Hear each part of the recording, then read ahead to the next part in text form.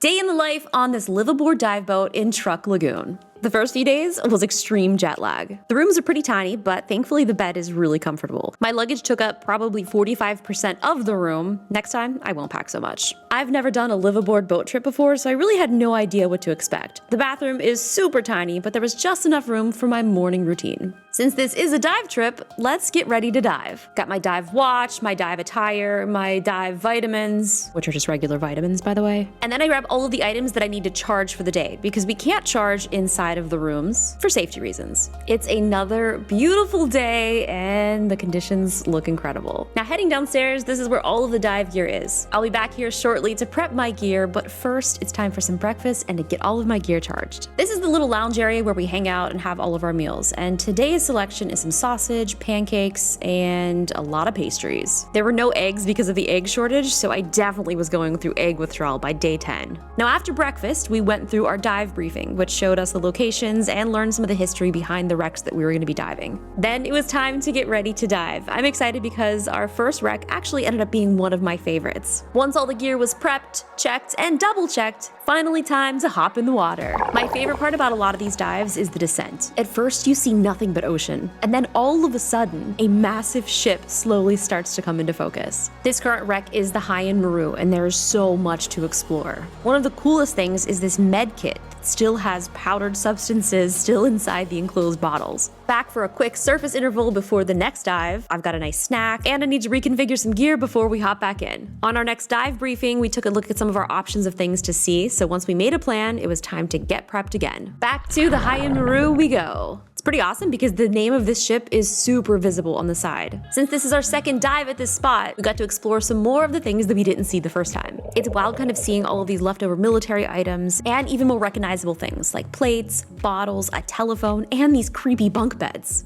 A bit deeper down, there's a cargo hold where there's trucks and tractors. I could only stay here for minutes because of the depth. Back at the surface, it's time to charge and get lunch. Our next dive is actually a night dive, so we got our briefing and then I did a little bit of work, flew my drone, and waited for sunset. Night dives are definitely experience, and this one was no exception. Descending down into darkness is kind of magical. Like, I feel like this is what space would feel like. We saw so much cool stuff. I loved this lantern that we backlit with a flashlight. We got to see this turtle, another little fish hiding, and even an eel, which are my favorite to spot. After a little more exploring, it's time to head back to the surface. When we got there, it was actually raining, which was kind of a really weird feeling. Hopping out of the ocean into a rainstorm. To warm up, they had some hot chocolate waiting for us. I went and showered and got ready for dinner. Basically ending the day just how I started it. Every evening we would have a little presentation from someone on the boat, and then it's time to go to bed and do it all over again.